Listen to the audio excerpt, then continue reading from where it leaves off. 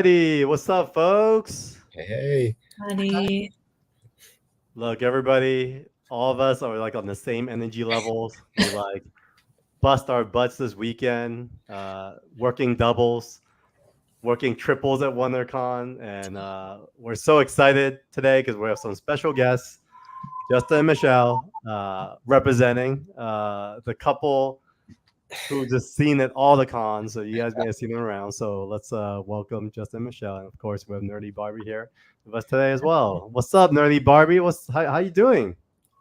Good. I was definitely under the weather and kind of really glad we get to do this from home as always, but really bummed I missed out on WonderCon and so grateful that we have experts with us that are going to fill us all in.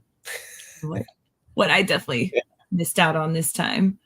Yeah, it'll be fun times. I mean, yeah, we were supposed to run down there together with a whole game plan with some content, but you got hit the bug like so many people this weekend. But I'm glad you're okay and you're with us now. Make up for lost time here. All right. So with that said, welcome, Justin and Michelle. Why don't you share a little bit about you guys' journey? Because anyone who follows you guys on Instagram knows that you guys have quite the epic adventures amongst you two. So we'd love to hear more about how that journey started, and then we'll dive a little deeper. oh, where to start? I mean, we've both been nerds since we were kids, collecting, reading comics, watching all the superhero movies, sci-fi shows, cartoons. Yeah, one of our first dates was going to see Iron Man in the movie theater. Yeah. So I like to say our relationship spans the MCU. The entire MCU. The entire MCU. That's pretty damn cool. Yeah, we've been going to conventions for a while. I took Justin to his very first convention. Mm-hmm. So I had gone to some local ones when we both lived in Sacramento. And there was a local con called SacCon. And it was at the Scottish Rite Center. It's this little tiny building. And Kevin Eastman was there. And I knew he liked Ninja Turtles. So I said, you wanna go check this con out with me? And he was like, yeah, let's go. Did not get to meet Kevin Eastman because the line was ridiculous. Yeah, he was just signing for free, just talking with everybody. Yeah. But it's a small convention, so. But it was. Now, were both of you into dressing up for functions, or were you like more just gamer, or how did the dressing up begin? Oh, that's a funny one. I'll let you tell the story. So dressing, we used to just go to conventions and just wear like nerdy shirts, and we weren't into cosplay yet. But the first thing we did together was Black Cat and Spider-Man. And my nephew was having like a superhero themed birthday party, and the invitation said, please dress up as your favorite superhero. I didn't realize that was for the kids. And so we like come, like I like put together this Black Cat cosplay. Like I did like super appropriate. Yeah, it wasn't like super sexy or anything. Like and then Justin did like a cheap like $15 Spider-Man suit off Amazon. Yeah. It was so bad. Like the eyes were like all off to the side. But the kids loved him. The kids loved it. They thought like Spider-Man was at the party. And so, it worked out. It was that was our first like cosplay experience. Yeah, dressing up like superheroes. And then we took those same costumes to the local con. No, you did, not me. Justin did like Peter Parker. He had like a Spider-Man shirt and yeah, I was not wearing that one in public. You were easing your way in. He was like, that's too janky.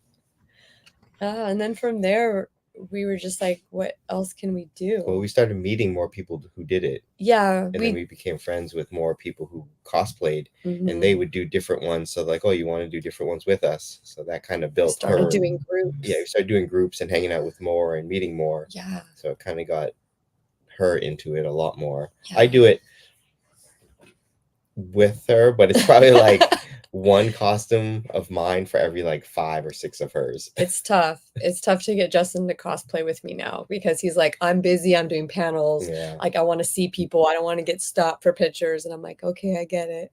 So I'll be like the lone cosplayer, like with Justin as my handler. Yeah. So that's like the trade-off. But I I think- just let him choose. Like sometimes I'm like, what do you want to be?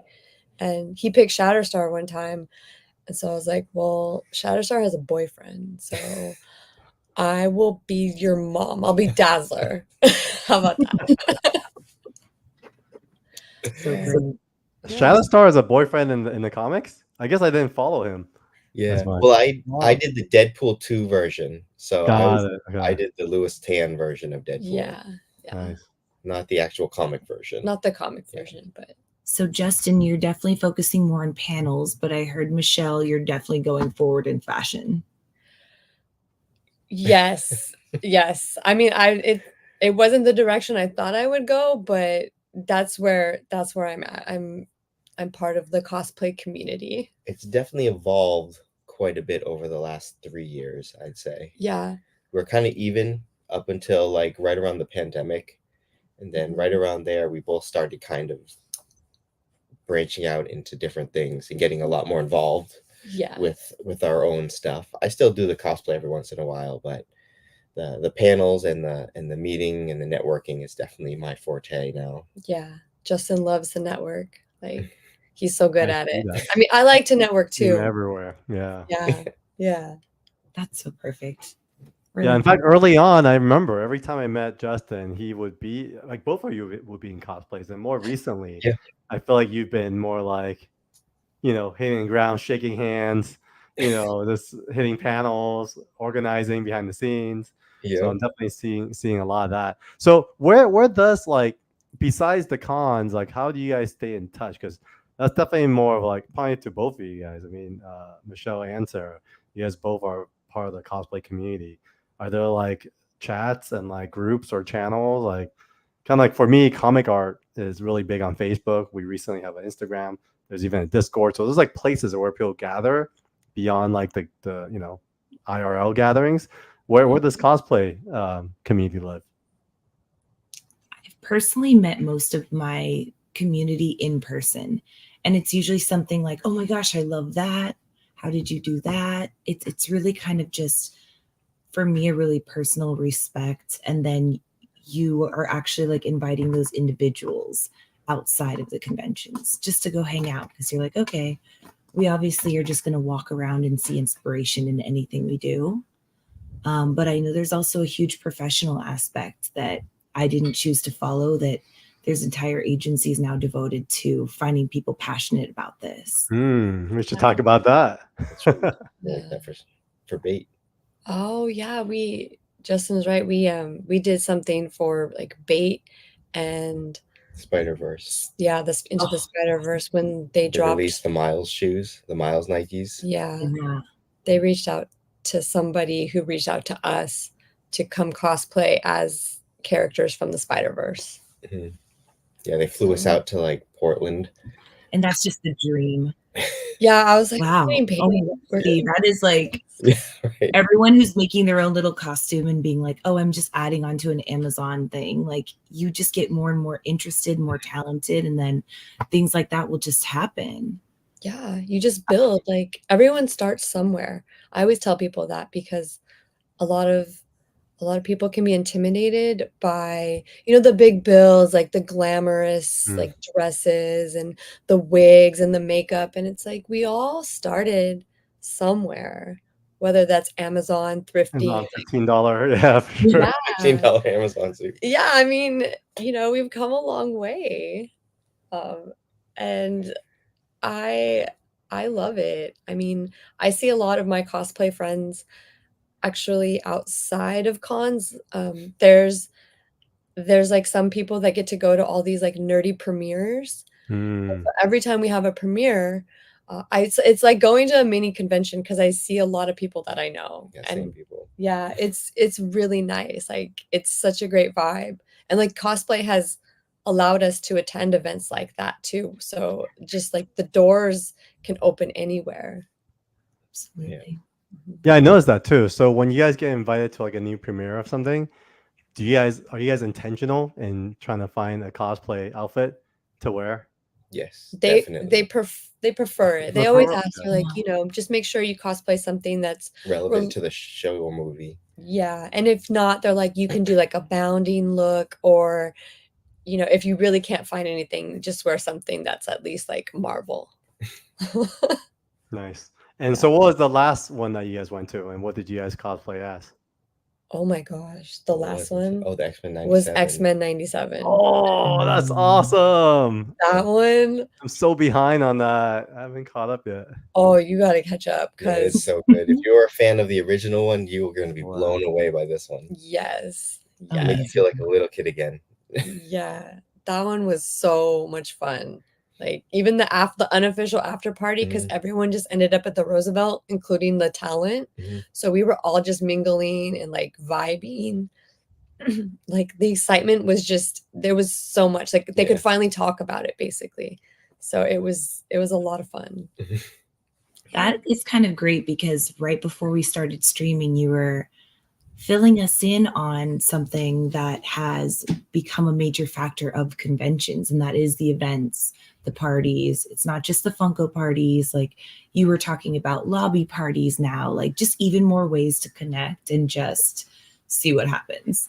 Yeah, it's not exclusive either.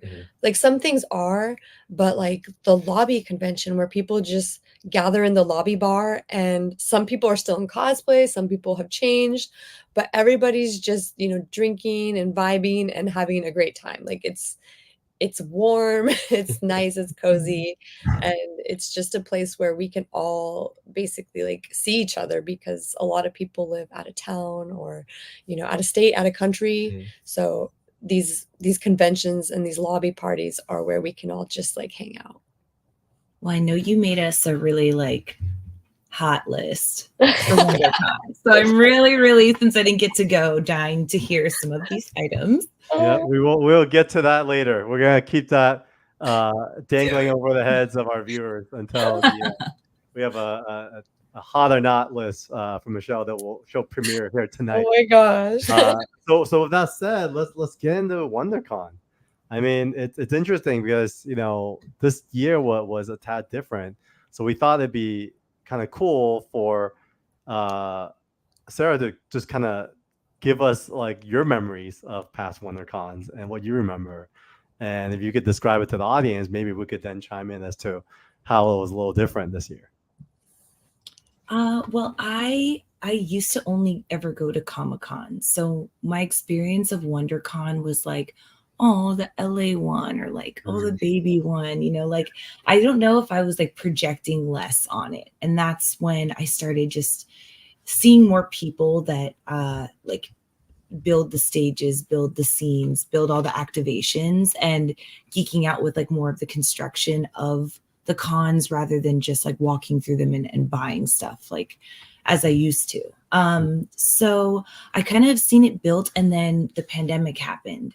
And then I came back to conventions when everyone was still very, very nervous, especially in that setting. Yeah. So I feel like every one I've gone to is building and like, plunging forward. And then last year, we also had the movie strike. So there was a totally different apocalyptic feeling to a lot of those things that I found peaceful, because instead of like pushing through people who are only there to see celebrities, it was kind of felt like the old school way again. And then I just kind of assumed things were like blowing up again. And now we have to compare that to what you guys have told me, that like maybe it was a little more chill, which is actually kind of awesome in my opinion. Not what I was expecting to hear. Yeah. So Justin, Michelle, what was the vibes? Like, what was the macro vibes walking into WonderCon this year? I missed Friday, Saturday, so you have to be our eyes and ears on this part. You want to start it? Oh man. Well, first of all, something that was not hot that's on the not list was the weather. Yeah. Big factor. Oh man. It's cold and rainy the first 2 days. No, Friday it was nice. Right. Friday was sunny. It was cold, but the sun was out. It was cold. So you could get all your cosplay shots by the fountain. Photographers were out there. Like cosplayers brought their their face makeup, their big builds. The vibe was good. I was like, oh, maybe it's not so like, maybe it's not going to rain as hard. We'll be fine. Yeah. This is fine. First they felt good. it felt like the usual. It's just a little colder than normal. Everyone was in high spirits. Yeah. It was pretty fun just seeing the energy, seeing all the people that we don't see regularly. It's like our meeting spot. I think the coolest thing was as soon as we pulled up to our hotel to like valet and get our stuff out, we ran into our artist friend. Two. Oh yeah, we ran into two artist friends. Two artist friends. So John Jang was the first one. He was leaving the Marriott and he waved to us. Oh, I didn't even see him. He was telling me the story that he saw us and he waved, and I waved back to him. But then I was busy. Yeah, you were busy talking to Pablo. Yeah, I was trying. Yeah, we ran into Art of Lobos, Pablo Villalobos. Oh yeah, yeah, yeah. Yeah, and he was also there with Kay Ramirez, who is a colorist. I don't know if she's colored anything for him, but I know she's colored things for other artists in that circle. So I was talking to them and like also trying to figure out like the valet situation. And then some other friends like randomly came up to us. They're like, "Oh, hey guys, we haven't seen you in forever." So everyone just starts talking, and I was like, "We still got to check in." Yeah, you held up the valet line for like 4 hours. The bellhop guy was there. I think his name was Mark, and he had the thing. He's like, "Can I help you unload?" And I'm like, "No, I have cosplay stuff. I can get it. Don't worry about it." Yeah, that's huge. Right. Yeah, I wonder if a lot of people had to plan their outfits just according to that weather as well. A little bit. I saw a lot of people, like everyone likes to post their lineup so they can see who else is maybe doing the same genre, same like character set. So photographers know also like they're like, "Oh, I really want to photograph that." But I saw a lot of people do changes to their lineup just because of weather. They're like, "I don't want to put full body paint on and walk through the rain just to get to the convention." Yeah. Really quick, what does posting your lineup entail? Is that on Instagram? Like, educate me. I'm like a total cosplay newbie. I mean, you could do like a story announcement. Like you could do a day post. 1, day 2, day 3. What am I gonna do? Yeah, like Friday, Saturday. So some people like they like to go all out. They'll be like Friday AM, Friday PM, Saturday AM. Yeah, and I'm just like, you know what? I'm like, good for you. Like, hardcore. Yeah, I can't. But I'm not there yet. But I definitely was like, okay, I will do Catwoman again on Sunday because it's a rain suit anyway. Yeah. Like I was going to do something totally different. And I was like, okay, well, if I can do it and I'm like not feeling well, that might be the most comfortable thing for that day in that weird weather. But or if it's cold. Yeah. You want to wear something that's really hot, like those builds that are like armor pieces in foam that you just like sweat in when it's hot. Like this will keep you warm. So you try to plan around things like that. But. Wow, I feel so basic with my 2 black t-shirts, 2 24/7 comic t-shirts, and 2 pairs of pants. That's it. Oh no, that sounds really comfy. Nice. Sometimes I go. Everyone's jealous of you. Actually, they're like, to get my t-shirt later. I packed like a small duffel bag this time. I was like, she's got like 2 ginormous bags, 2 things of cosplays. I'm just bringing a duffel bag. It's not my fault. One cosplay was huge, so it needed a lot of space. Okay, so with that said, why don't we dive into why you didn't have too much luggage, Justin? I know you hosted a program. AAPI. I mean, you've always been a huge advocate for representation in media, and you hosted a panel with Leonard Wu, Michelle Sun, Kreese, Caillou Wu. I'm not familiar with what she does, but Kreese is actually one of 24/7 Comics' artists. We haven't premiered his comic yet, and so I did not know that. Kind of cool. I'll share more about what I did with Kreese on Sunday, but share more about your panel and what it was about, how it went. Give us a little bit of a recap. Okay, yeah. I mean, I've been doing this panel. This is my 3rd WonderCon that I've done it. No, second WonderCon. Second WonderCon. And I started probably about 2 years ago. I was actually dressed up as Shang-Chi, the comic book version. And Jean Nguyen Yang came up to me and like, "Hey, can I get a picture?" and it's funny because I had just gotten Jim Chung to sign the design variant for it. So I was like, my God, this is amazing. I got like the creator and the writer. Jim is awesome. I love that guy. Yeah, Great, such a great cool artist. dude. So nice too. So that kind of kicked off the whole Asian representation panel, and I've been doing it at all the Southern California conventions, and I just get a different crew every time, and we kind of talk about our growing up, like our experiences growing up, like what got us into our fields, whether it's acting, writing.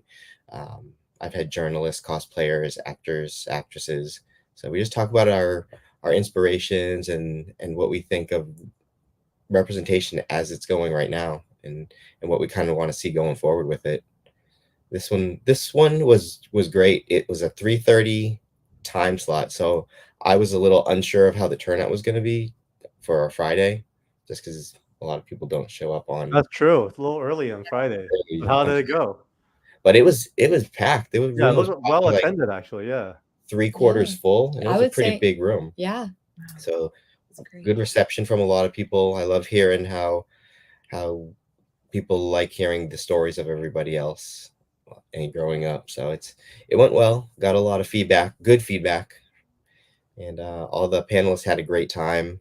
Gene Wenyang had a panel right after it, so he came in and sat through mine also. And Oh, then that's cool. Gene's such a good guy. he's such an awesome guy. Give us some quotables from the panel. Was there any like highlight moments? Like, Oh man, Crease was probably like okay. the comedy. He's probably like the comedy relief. Crease and Michelle were pretty funny. They were just vibing. Like whenever there was like a weird, like awkward silence, like Chris would just say something and then Michelle would just laugh at it. And they were just so cute. I think the best one was I asked him how he got into the industry, and he's like, "Well, I've been doing comics, nothing big, but then one day I got an email from Marvel. Hey, are you Korean?" He's like, "Yes, I am," and that's how he got started on Tiger Division. It's pretty funny. In his case, it definitely helped him for sure. So that was probably like the funniest moment. Yeah. We were just talking about just all sorts of stuff. It went off tangent for a little bit. We were just talking about some of our favorite TV shows right now. And people were asking about like Three Body Problem, and we were bringing up like Physical 100. Yeah, but we're like, no spoilers, no spoilers. Some people hadn't seen it yet.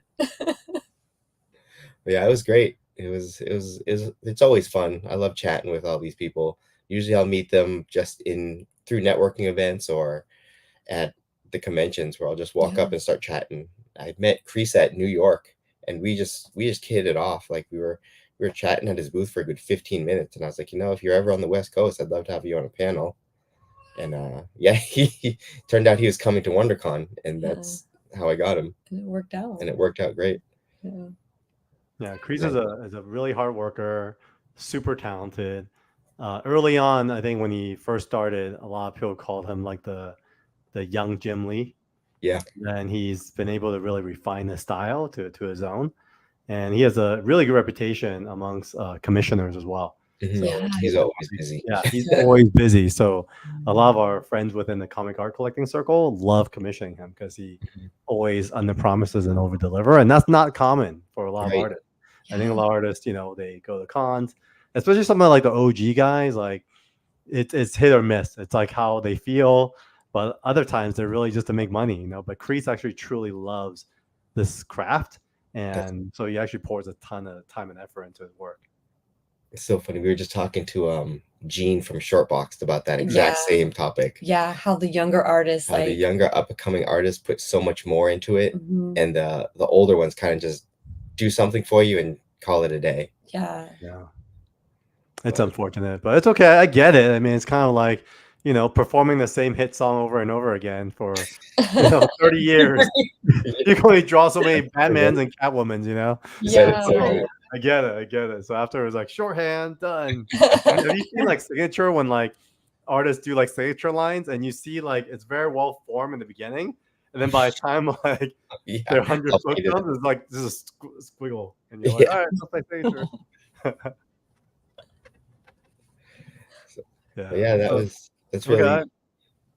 was it for my panel. No, thanks for sharing, man. It's awesome because I think it's panels like this that brings a lot of these really important topics to the forefront and keeps it current. And as you know, like I mean, you said it's 3/4 packed, and over time, as you keep building these panels, I think there's an audience that's also following what you're doing. Mhm. So you're definitely doing a lot of great work for the community. So thank you for that. Yeah, thank you. I love hearing that.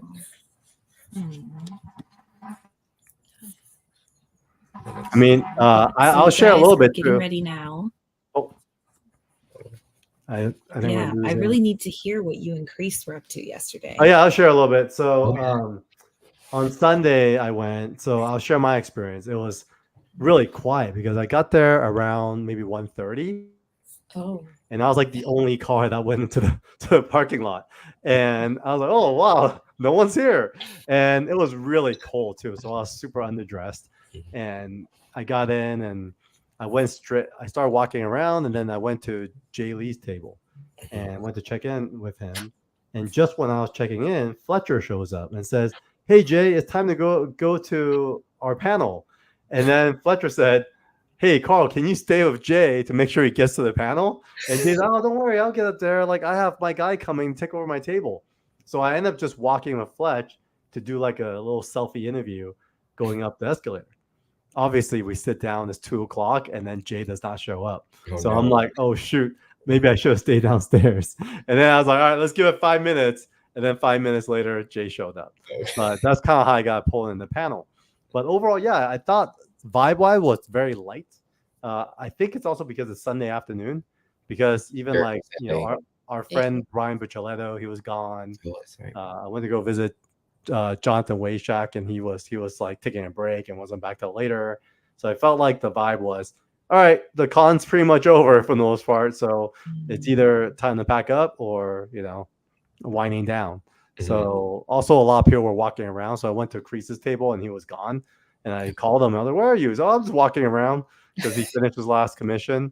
And then the real reason why I stayed later yesterday was because over the last 6 months or so, Crease and his friend David got deep into Magic the Gathering. And so I myself am also a Magic the Gathering fanatic. So you guys sucked into it? Oh, no, I brought my decks. We went to Bro Darts and had some spring rolls, and then we went on to play like 3 games of Magic. That's freaking awesome. And yeah, it's super nerdy. And then you know, I have a sketchbook that I started recently with the Joker, and it's been interesting because when I first started, I had a lot of artists that were like more house styles, and then so I started passing out to more eclectic talent, and now it became this like a horror like book of like the most evil Jokers that I saw. I went from like very house style to like super evil. So like, all right, Chris, I need you to be next. Because then like Jay Lee did the last one, and he put Joker in a Batman underwear. So it's very dark, right? And so Chris took it, but then he didn't want payment. He actually wanted a magic card that I had. Okay. So I thought that was pretty funny. But that was fun. So yeah, we did that, and I'm looking forward to seeing what he turns around. But yeah, with that said, I mean, Michelle, you also had your own event too, right? I did. I have an event called the Hellfire Gala Walk that was co-founded with Jordan, who is the girl with the great smile on Instagram.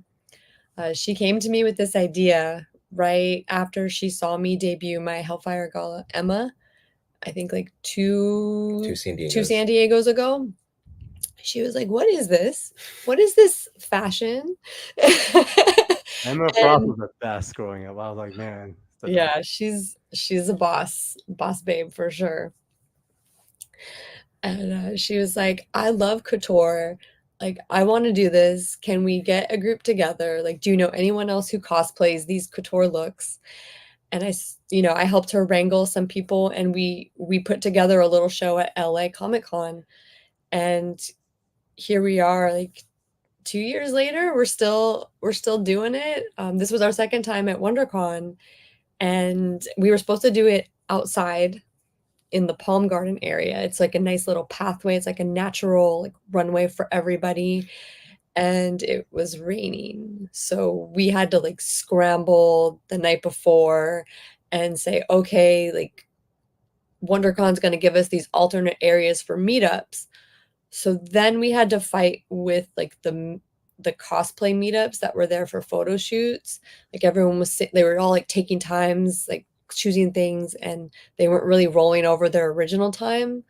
So we had to bump ours up. We were going to do it at 12. We had to bump it up to 11. Some of our walkers like had to figure out their schedules because they had like booth appearances and other things that they were doing and committed to.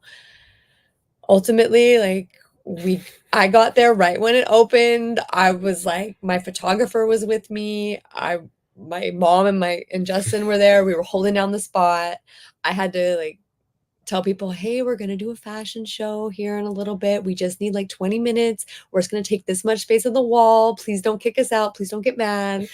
And I mean, it worked. It worked. The lighting was not the best, but the vibes were there. A majority of our walkers made it. And so what the Hellfire Gala Walk is we take looks from the comics or artist interpretations. Like some artists kind of created looks, like unofficial looks. Nice. But they're official artists, so it's kind of unofficially official. And some people just kind of did their own spin on a costume or saw like some fan art and they're like, I'm going to make that. I'm going to make that couture. And one thing we really pride ourselves on is that we are very inclusive. Like we are very LGBTQ plus, like, you know, everyone is welcome to participate. So everyone in our walk, like we're all different backgrounds, different levels of like cosplay experience. And we have like an online application that we just ask people to apply to so that we know people are serious about it and not are just going to be like, yeah, I want to do it, and then not show up. I was gonna ask about that. It's like a production. Like, how does the casting work? So there's like an application, and then there's I mean, it's like a family affair too. Your mom showed up. Yeah. She always she does a majority of my looks for me. Wow. So she really wanted to see like, what is it? Like, what is this Hellfire Gala Walk? And we do put a lot of love and attention to detail in it because we care. It's all voluntary. Like Jordan is like spreadsheet queen. She made a website. She made an Instagram. She has like details, like this is the order everyone's going to go in. And there's a reason why, like it's usually like by groups or like colors. And my job is to secure an official photographer, a videographer, sometimes an MC. And then she's like, I need you to find somebody to live stream it. I'm like, okay. So I coordinate that. She coordinates all the prep. And then the two of us together, we just make it happen. Yeah. That's incredible. Yeah. And to pull that off, because you know, when you don't have a reserved space, it was your charm alone that secured that. Yeah. I mean, there were some people who were upset about it, but I was like, once Jordan got there, she told me the story. She's like, a photographer was upset because their meetup was supposed to be taking pictures. And she said, well, are they here? And they weren't. So she's like, okay, well then as soon as we're done, you can have the space. Like, it's just, you know, we all had to make do with the weather shift. That's incredible. Yeah. Stunning. So the Hellfire Gala in the comics is almost like this like close society of mutants that are like the upper echelon, right? So like do you guys play into that as well? Like do you guys talk about your powers and all that? Because like I want to participate. I want to wear some sideburns. You know? I mean, we don't talk. We don't talk. We just like walk. Like it's like a fashion show. It's like a fashion show. So we have like a runway. We have an MC. Like he announces everybody. He's so good. He gets the vibe. Like he's immaculate.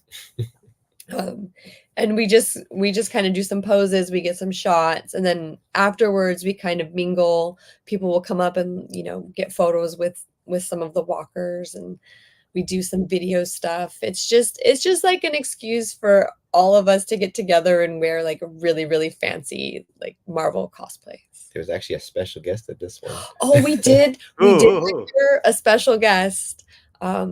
We had the voice actor for Sunspot in X-Men 97. We met him at the fan event, and I was like, do you want to come to our fashion show? And he was like, yeah, totally. So when I told everybody that he was going to be there, like afterwards, everybody wanted to take pictures with him. Like they were so excited. He got in our group photo and everything. Like he had such a great time. See, it's gonna make you want to dress up more, Carl. Only if I wear really big sideburns, because that's what We'll get you sideburns. Yeah, we'll find a look. We'll find a look for you. And it's very like mid-century, right? The whole like Hellfire Club. It's the Hellfire Club is Club is, you know, old school, like Victorian the guys, and then like corsets and thigh highs for the ladies. But Hellfire Gala, like more recently, it's more about like elegance. Like there's different types of looks. There's like looks. You got one right there. Oh yeah.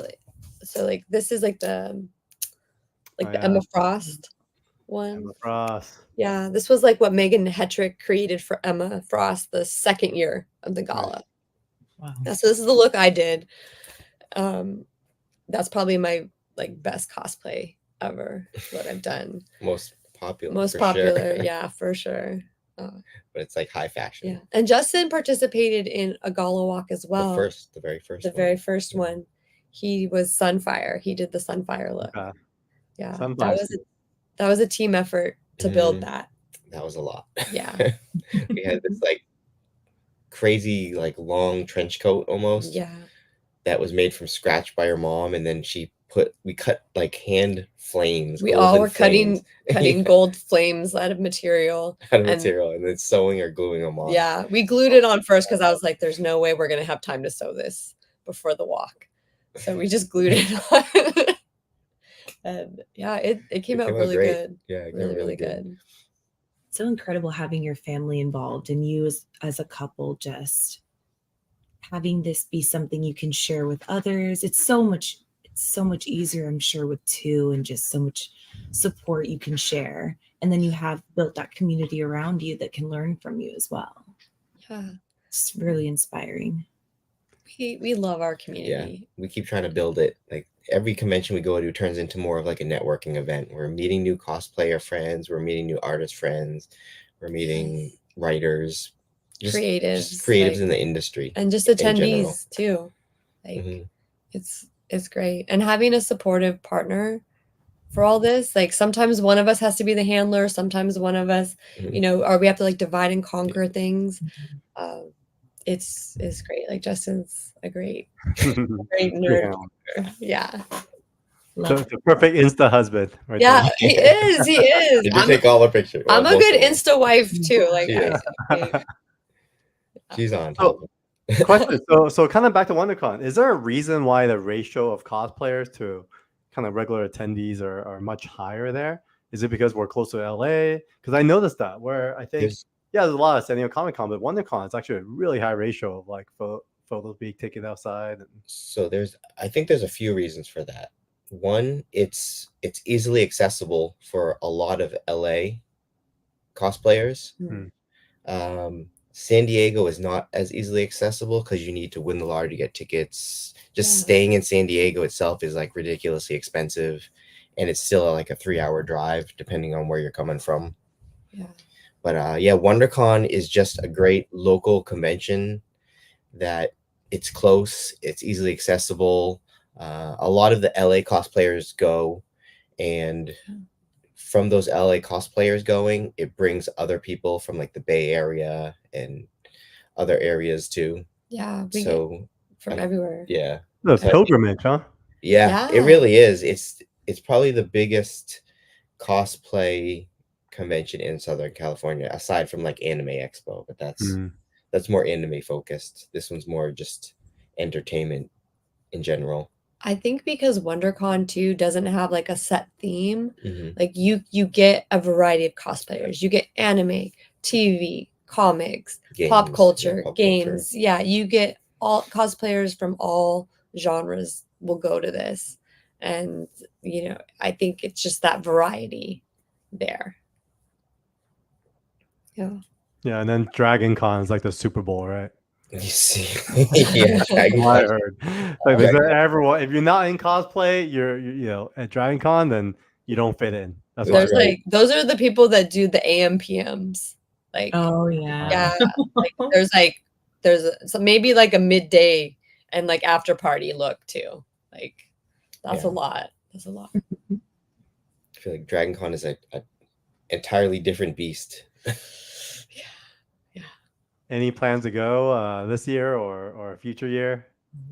Oh, people keep trying to get us to go, but we can't hang. There's no way. We could do like one day, I feel like Thursday. Like the Thursday, I feel like would be fine. Maybe it's not as crazy. Maybe. I don't know. I only hear crazy stories. Yeah, I've heard it's like Comic-Con's like Coachella, but Dragon Con's like EDC. Like you have to be. That's a very good analogy. Yes. I would say that sounds accurate. Mm-hmm. I think you're ready. Come on, let's get it together. Come on, let's go. We'll go if you both come with us. Okay. I hear people now like planning like taking RVs, like company RVs, and that's the way to do Dragon Con. Because hotels are so crazy. They're like, it's the only way to get rest. People party 24/7. I'm like, sounds good. Yeah. Well, they said the hotel rooms are all connected, right? It's like 4 hotels, like and then hotels that interconnect. People run around all the lobbies and stuff, and so and they're completely booked. Like they're completely sold out. Yeah. So that's just like 4 or 5 hotels full of like cosplayers that are just raging. Yeah. Yeah. Yeah, there's 2 artists and writers that we know, and there are a couple as well, and they've been going Dragon Con since the beginning, and they're in their 70s, and they still go. And they participate in one of them. She plays the bagpipe, and she actually leads the parade, and she plays the bagpipe. That is awesome. So it's pretty cool. So I heard from them, and I was like, "Wow, you guys actually go there?" Because same thing. I'm not that big of a party animal, so I get a little intimidated by it. But then they're like in their 70s. Like, come on, guys, come out. All right. Maybe we'll check it out. So we have to go at least once. Yes, we should plan a trip and definitely make it out there. So Michele, we've been waiting for this for the last 40 minutes. We want to get into this. Well, it's hot and well, it's not, and then we'll like double click on each of these things. We should definitely, talk them through. Maybe some things were so hot, and maybe some things were not so. Okay. I don't know. We'll see. Well, some of them were just like me personally, like my personal like hot and not list. So I don't know if everyone would agree with mine. Let's get started. Let's Which ones do you want first? You want the hot first or the not first? Let's rotate. Let's do one not, one hot, one not, one hot. Okay. So let's start with the not. And this was like pre-WonderCon. Okay. I don't know why WonderCon waited so long to like announce who the guests were, like the artists, the exhibitors. It's really frustrating for Justin, especially when he's like trying to get panelists. Like if he knows who's coming and who's going to be there, it's so much easier for him to hit them up and say, hey, I know you're going to be here. Would you like to be on my panel? And also like I like to know because I want to go get some books signed. I want to maybe have some conversations with some artists. Do some networking. And it's hard when you find out like an artist or a creative is going to be there. And then you're like, oh man, like I totally had that like super rare, hard to find book that I could have got signed. And I don't want to buy it at the con because it's going to be overpriced, because they're there. That's how they get you. Oh, it's so messed up. I mean, I've done it. I've done it in a pinch, but like, I like to prepare. Okay. Justin, want to shed some light on that? Because you are participating in the process of booking these panels. So why did they announce so late? Like, is there a reason? That is a very good question. I don't know what they did this year, but the artist list that they had was not even correct. So, whoa. Yeah, so I think on the list I saw Jim Chung on there, but then I'm walking through Artist Alley, I couldn't find him anywhere. I didn't see him either. Yeah, exactly. But he was on the artist list, and I was like, wait a second. But things like that, like, oh, I'd love to chat with Jim, maybe see if he'd be interested in doing a panel for like the next convention coming up. Yeah. But that type of stuff really makes it difficult. Or when panel submission opens up, I like to know who's readily there so I don't have to get extra tickets for them to get there. Or if they're not already planning to be in the area, then they might have to get a hotel or come in for the day, which costs extra money just for them, or it's a hassle. Yeah. So I like to hit up the people who are going to be at the convention already to make it easier for everybody. Yes. But yeah, I don't know why they do that. I know. I feel like this year was kind of weird in that sense. We also both submitted panels. Like, we submitted like 3. We submitted 3 panels, and then you had a friend who I had a friend who submitted a 3 panel on my also. behalf. Like, he's like, you're going to moderate this. And only one panel out of all of ours that we submitted got approved. Oh, wow. So we're a little disappointed about that. So it seemed like even shipping out lanyards was delayed. There was quite a few of my friends that were going to will call and then assumed that it had been sent out, and so a lot of reissuing I've noticed. Yeah. I wonder if there's been like a changing of the staff or something. Right? There's some suspicion going on. Yeah. Going on in the background that no one knows. A little messy. A little bit messy. It felt almost like a Los Angeles Comic-Con. Yeah. Oh, no. That's what I'm saying. Like the weather, and everyone's like, I don't want to go. Yeah. Dang. Okay. That's pretty weird. Okay. That's a pretty not. I would agree with that one. Yeah. And then a hot would be the X-Men 97 panel. Oh, dude, talk about that. So good. It was okay. So unfortunately, the panel before that one got canceled. So they instead of us waiting outside, they let us in early. Well, no, what happened was there were people starting to line up for the 97 panel at an hour before the actual panel. As you have to. Sure. So there was a line like kind of wrapping around the wall, but the door was open, so I kind of just peeked in. Oh, you started it? Yeah, I started it. Oh. So I just peeked in, and I was like, there's nobody in here. So I like kind of looked around, and I just walked in, and I stood in there to see if anybody was going to say anything, and no one said anything. So I just started telling people to come in, and then I just started the whole train of people going in. And it turned into like a pre-panel party. Oh my god! Just absorbed that's hilarious. Yeah. So we all dressed up. There was a group of us that dressed up specifically for this panel. Like I was pregnant Jean in the referee outfit. Justin was Roberto in his tracksuit. Then we had like friends who were wearing like the Gambit crop tops. Cyclopses. Yeah, we had Storms, Cyclopses, Storms. Jubilees. Our friend Kevin was like, can we get like all the Storms to the center? Like, let's get some photos, and everyone was like, oh my God, like, oh, such good cosplays. And then we finally, cons are crazy. So this was a time when we saw all of our X-Men friends. So like everyone that has an X-Men podcast, is into X-Men cosplay, into comics, like they were all there. And so it just turned into this like pre-panel like mini party almost. Yeah, there were photo shoots, we were making memes, everyone was getting hyphy, it was so good, but also not everybody could get in. There was a big line packed out then.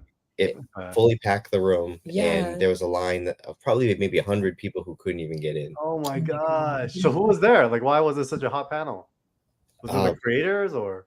So the executive or like one of the main supervising director was on the panel. Yeah, Jake was there. Jake Castorena, and then almost all of the voice talent. So it was it started out with Jubilee, Gambit, Morph, Bishop, Magneto, and Rogue were all on the panel. Mm-hmm. All right. I'm downloading all this for my airplane trip on Wednesday. I'm gonna catch up on you guys. The energy must have been insane in there. Exactly. The intros were amazing. Like everyone got their own intro, and did they do their own voice? The voice from the show?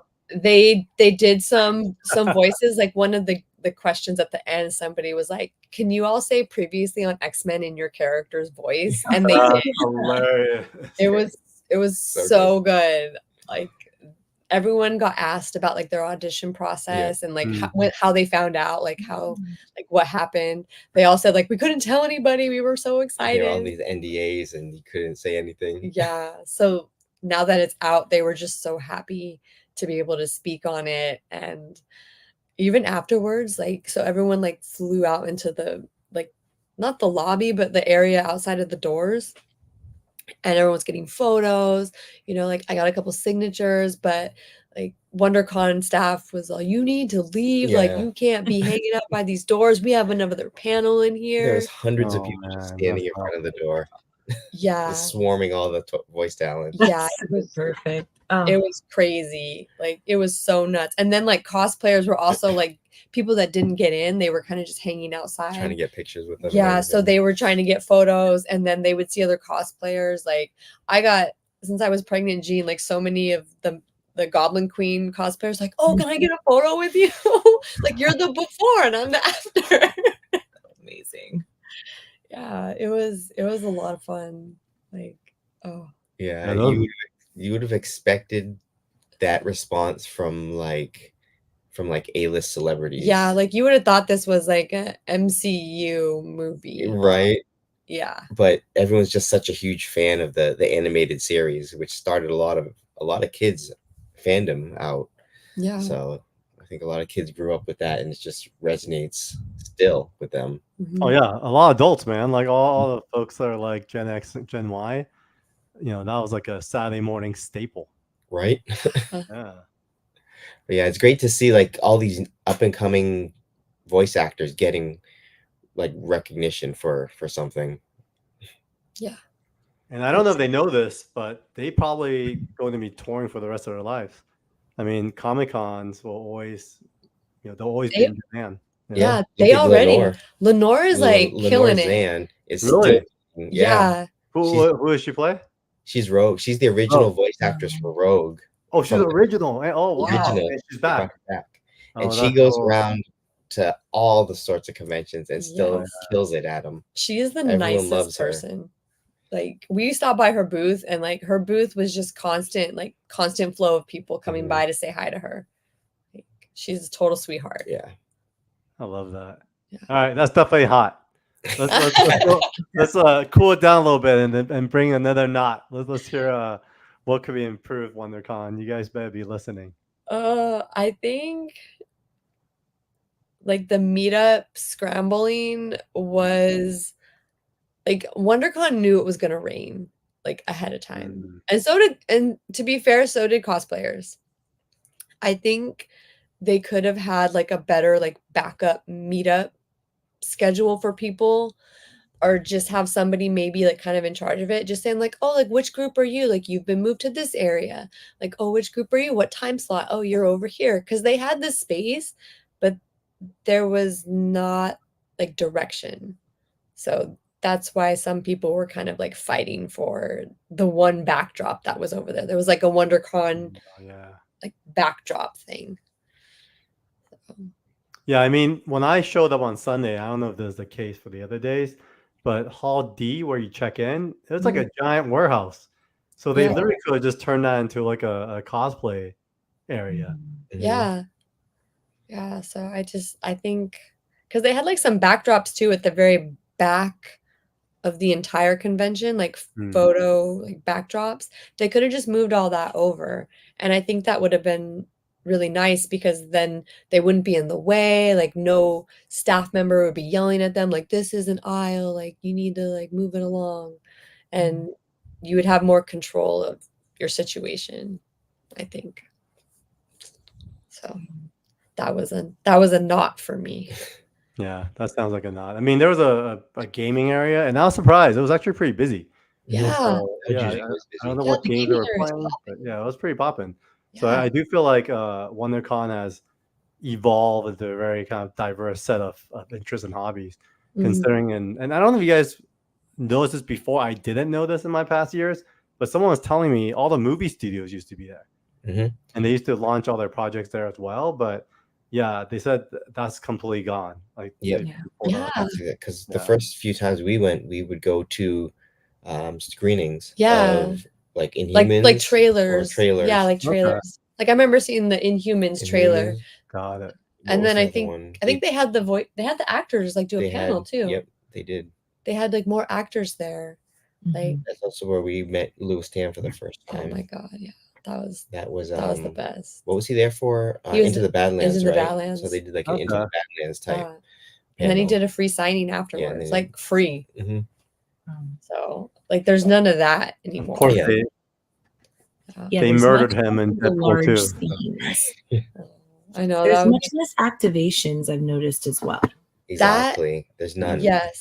There are Like none. it seems like shopping has come back, and I'm really super stoked about that for vendors. Like they've been able to get better spots, and it's not just like these big main toy companies like having like huge setups and then no one else. So I do feel like vendors finally are getting more notice because there's less celebrity. But yeah, I think if they had brought back some of that aesthetic, it would make all the cosplayers happy too. Because yeah, it's not necessarily your backdrop, but it's still awesome and it's a mashup. Yeah. Mhm.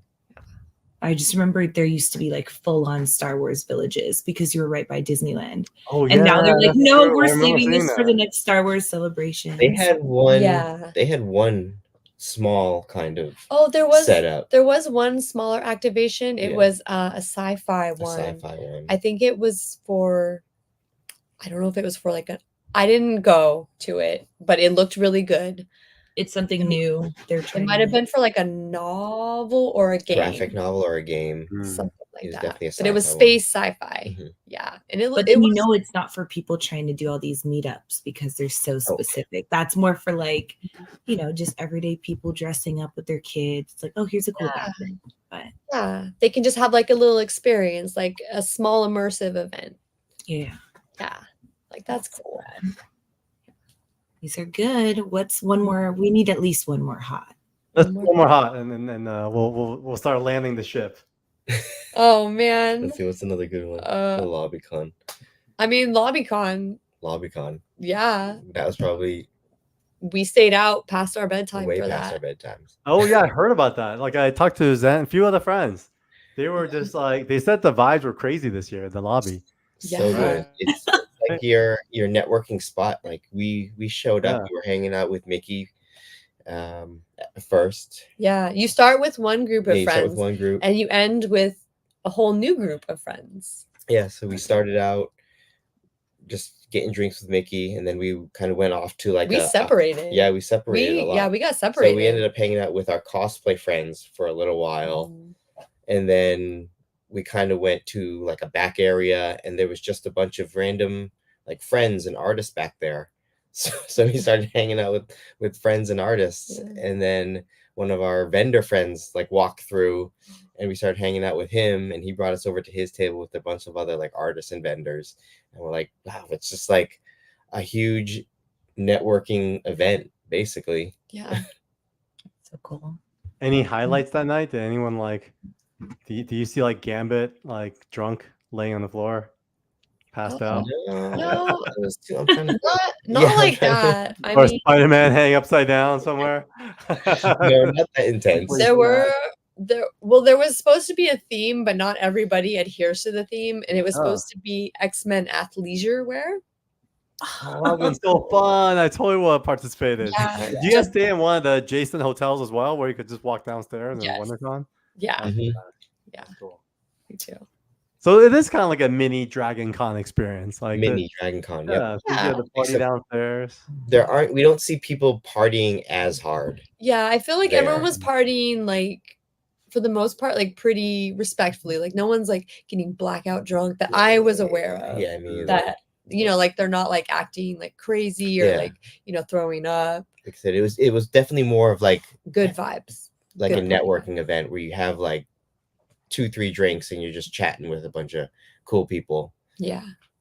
Like we were talking, like Pablo Villalobos, Arda Lobo showed up. We were chatting with him for a while. I hung out with him a majority of the night. Yeah. He bought me a drink. Bought her a drink. I was like, that's Kay so nice. was there. Yeah. Josh Trujillo was on the other side. I was talking to him. Donna Gilio was there. I'm sure there was other ones. Did Tom McFarlane show up? Because he was there on Saturday, right? Oh, did he? I Did he go? I don't think he showed up to the lobby. Yeah, party. I don't think he showed up. Yeah. Probably a little too big of a name, but Yeah. but yeah, it's definitely a great mixer. I'd like to call it. More of like a social mixer. Yeah, it's definitely like seeing everybody. If you didn't see him at the con, you're gonna see him at LobbyCon. Well, we're gonna have to make sure it's part of the plan for next year. Yeah, that's a must. Yeah, LobbyCon sponsored by 247 Comics. Right. I know. That's a goal for a dream is to be able to sponsor LobbyCon. Brought to you by. God. Yeah, let's do it next year. Only 247 drinks. First come, first serve. I like that. Limited number. We got budget, man. We can afford, and it's in theme too. All right, folks. Thank you so much. I know everyone is totally beat up from WonderCon, myself included, but we made it. So thanks for putting this hour together, guys. Michelle, Justin, Sarah, everyone contributing to this WonderCon recap. Folks, don't forget to subscribe below. Follow everyone. Socials also in our description, and we will see you at the next 24/7 comic stream. So thanks for having us. Yeah, thank you so much for having us. You guys. Thank you. Bye, everyone. Yeah.